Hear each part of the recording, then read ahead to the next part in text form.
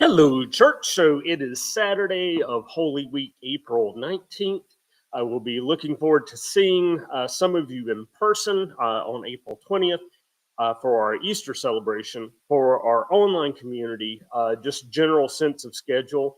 I typically try to get the Easter Carol on, which are the bells that we hear outside, going about 6:30, and then going ahead and launching the live stream as long as weather is good. And I'll be hoping to do that tomorrow, and we'll see if we catch some of the sunrise as part of our coming in. We'll be entering the sanctuary after we do our opening time. We'll get things flipped over. Hopefully, it will all work smoothly for our live stream, and then we'll continue with our morning service at which begins at 7 o'clock. That one's normally about like a 30 or 40 minute service, and then we'll be having our 10:15 with communion.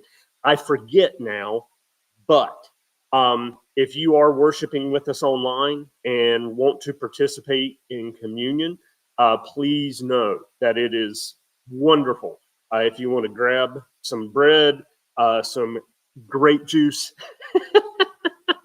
or whatever, and yeah, and we can participate together in doing that. We used to have to do that during the pandemic, and thankfully we're in a different place now, and because it's nice to be able to see people and interact.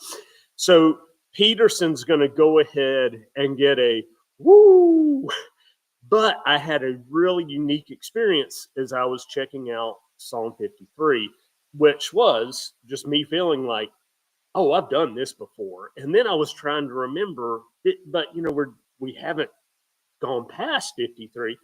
Turns out, and this is part of what Maze talks about, so I'll share it now and don't need to read it. But Psalms 14 and 53 are actually the same poem. They were held together in an earlier version of Psalms, and then they maintained both. There are some additions. I think there's a few extra phrases, I think, in 14. But the wording is sharp enough that it was really ringing in my ear, which is a good thing. So we're going to start with the NRSV. And if you want to do any comparison with 14 for your own study, I would highly encourage that. Psalm 53, to the leader according to the Mahalath, a maskil of David. Full say in their hearts, there is no God. They are corrupt. They commit abominable acts. There is no one who does good. God looks down from heaven on humankind to see if there are any who are wise, who seek after God. They have all fallen away. They are all alike perverse. There is no one who does good, no, not one. Have they no knowledge, those evildoers, who eat up my people as they eat bread, and do not call upon God? There they shall be in great terror, in terror such as not has been.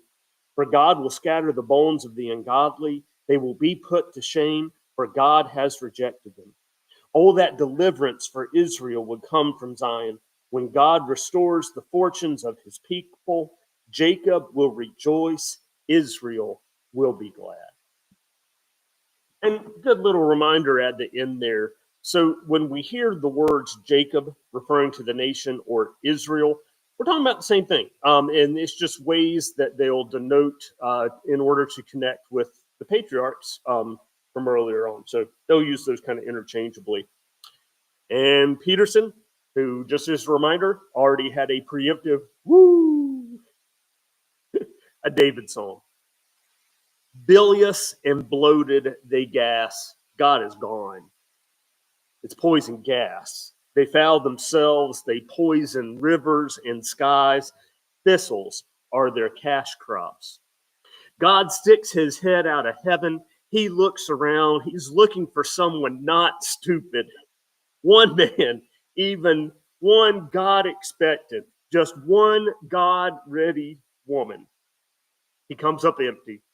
A string of zeros, useless, unshepherded sheep taking turns pretending to be the shepherd. The 99 follow the one. Don't they know anything? All these imposters. Don't they know they can't get away with this, treating people like a fast food meal over which they're too busy to pray? Night is coming for them, and a nightmare they'll never wake up from. God will make hash of these squatters, send them packing for good. Is there anyone around to save Israel? God turns life around.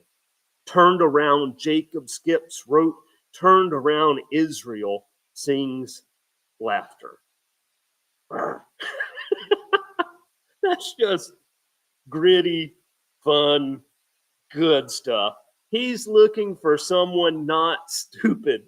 One man, even God expectant, just one God ready woman. Thanks, Peterson. Um, so for Saturday during Holy Week, we normally don't have observances here at home. We typically finish our Holy Week coming into Easter on Good Friday with a crosswalk. Reminder that the piece that we use for the crosswalk is one of the pieces that I worked on from Schwenkfeld. This was a passional that was translated by a guy named Stout, Stoudt. Of it a lot of years ago, so older English, and have been continuing to kind of hone it and get it in a little more modern context for us. What we think people used to do with the Passional, which is these 60 entries in all prayers addressed to Jesus Christ, walking through Jesus' passion, was we think people used to pray those in the hours of this time between, I think, Monday, Thursday, leading into Easter. So there's this thing that happens on Saturday before Easter, which is called the Easter Vigil. I'll actually be participating in a 7 o'clock service tonight. It's not a 60-hour time period, thankfully, because I would be very tired and have to get up very early tomorrow morning. But it is that opportunity to continue these moments and the final moments of us waiting for the coming of resurrection. I've never been a particularly high church person, but if you've been at services before, there was a pretty old liturgical tradition where people would start a fire outside after all the lights in the sanctuary go out and they're done. And then they would use that newly started fire to light the Christ candle as they're coming in for Easter. So a little bit of stuff. We'll see you later. Have a wonderful day. And I might be back on Monday, but I'm sure we're going to be getting rested up after our Easter services. Good to see you all. Have a wonderful day, and we'll see you Easter.